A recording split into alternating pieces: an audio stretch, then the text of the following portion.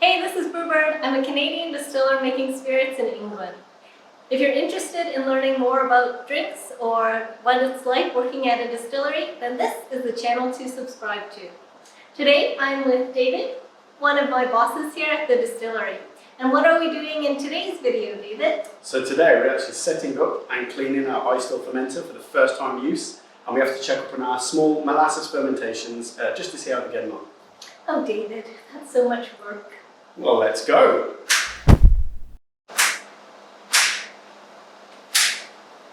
Oh, that's all good. David, I think I'm stuck in here.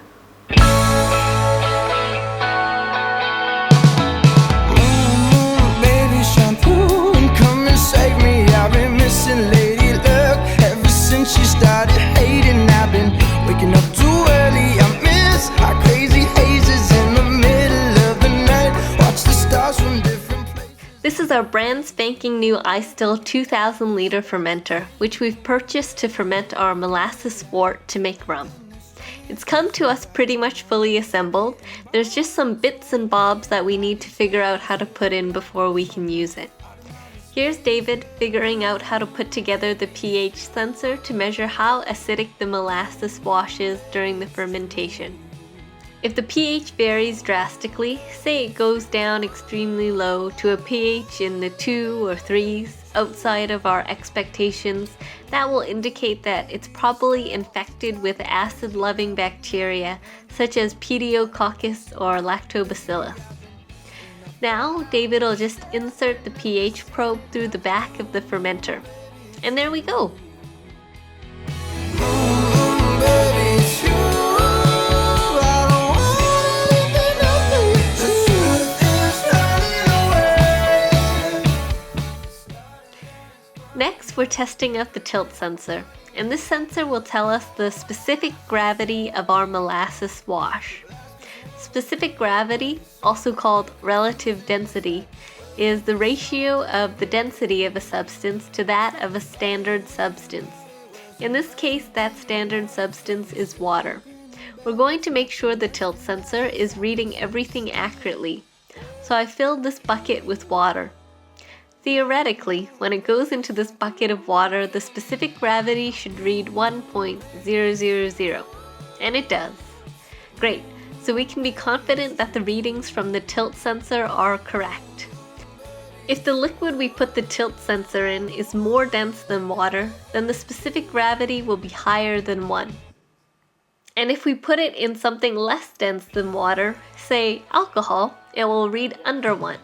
Since our molasses wort is packed full of sugars, it will definitely be more dense than water.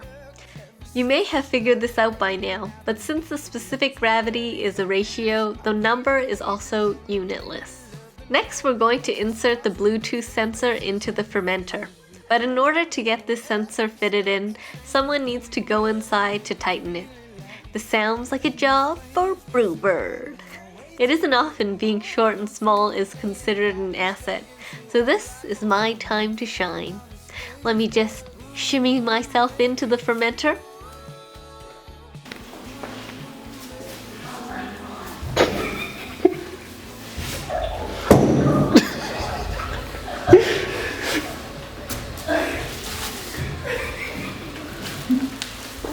There I am.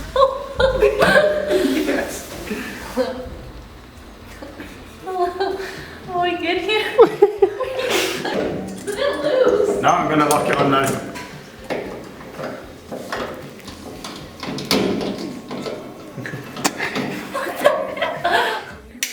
This Bluetooth sensor will relay the data from the tilt sensor to the computer screen here at the front of our fermenter. Dave, if you could just try and look a bit more handsome.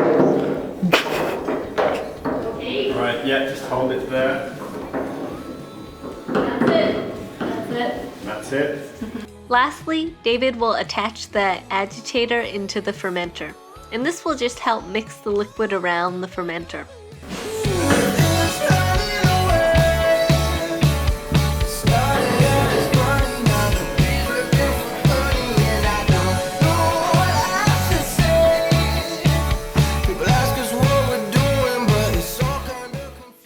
Now David and I will fill this fermenter with 100 liters of warm water at 27 degrees Celsius.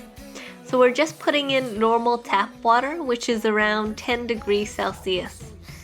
We also boiled some water in a kettle and got some 50-degree Celsius hot water from the sink, which was all mixed in together until we got 100 liters of water at 27 degrees Celsius. There's actually a heating element inside the fermenter. However, it's very high up inside the fermenter, so the 100 liters of water we put inside isn't anywhere close to touching the heating element. Next, we'll get our eccentric screw pump out, and we've attached 2 hoses to it.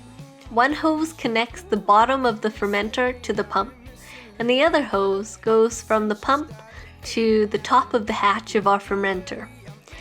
At the hose end, at the top of the fermenter, we've inserted a hose spout, so someone can stand near the hatch and spray liquid out.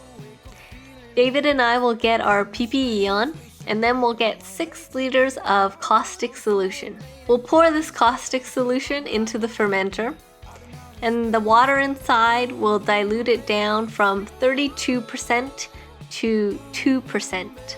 We'll open the bottom valve of the fermenter, and one of us will stand at the top hatch with the hose open. The idea is that the 2% caustic solution will empty from the bottom of the fermenter, and when we turn on the pump, it will pump it through the hose and spray out from the top. The spout will be directed to spray the walls of the fermenter to make sure everything gets coated in the caustic solution. This is the solution we came up with for cleaning the fermenter. I was hoping that the fermenter would have a spray ball located at the top of the fermenter, and that it would have some connection points for hoses so that I could just set up the hoses and pump and it would recirculate the caustic solution automatically and I could walk away from it. And I was pretty disappointed it didn't. The way we're doing it now, someone has to stand by the hatch the entire time to direct the flow of caustic solution to manually spray the sides of the vessel. After recirculating the caustic solution for 20 minutes, we'll take the end of the hose and move it to the drain in the other room. Then we'll leave the caustic solution to drain out. The pH in the vessel is 14, so one of us will stand at the top hatch and spray water all around until the water that drains out of the hose is neutral. David is spraying the inside of the fermenter with water, and here I am with the pH meter testing the water to make sure it has turned back to a pH of 7, which is the pH of water. This took about 20 minutes.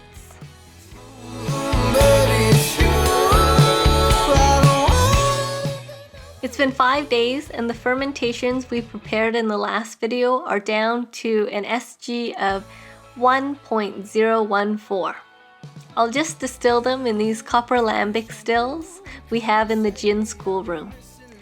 Ever since you started hating, I've been waking up too early. I miss our crazy hazes in the middle of the night. Watch the stars from different places, and the phases we call love won't ever start to change. But do you ever wake up feeling like... I've done a stripping run in these stills and collected the spirit until the spirit coming off the still is only 7% ABV. Then I take the spirit and combine it together and charge the still up with it again to do a spirit run. It was really hard to say which one of these experiments tasted the best, mainly because when we were making the cuts during the spirit run, we cut them all at different points during the run.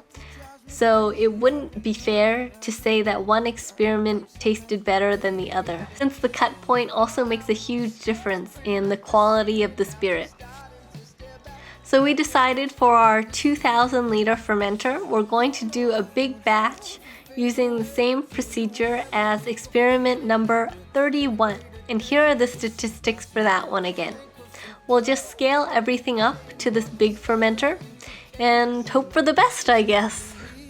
So I hope you guys enjoyed watching us clean and set up our fermenter and doing our small scale distillations next door. In our next video, we'll actually be filling our 2,000 litre fermenter with our molasses. This channel is a baby, so please help it grow by giving this video a thumbs up and hit the subscribe button below. This is Brewbird. And this is David. Sending good vibes your way. We'll see you next time. People ask us what we're doing, but it's all kind of confusing. It's like I'm going black my head.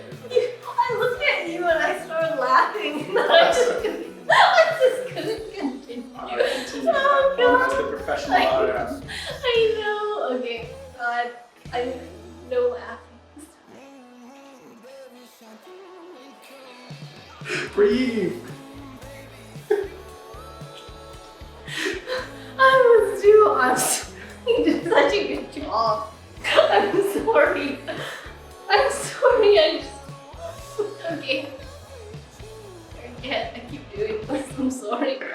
Okay. And then when I stop there, that's when you're going to carry on. I know. Yeah, I know. Okay. I think that worked. I think that was good. I think that was it. Wow, that took really long. That's way too long.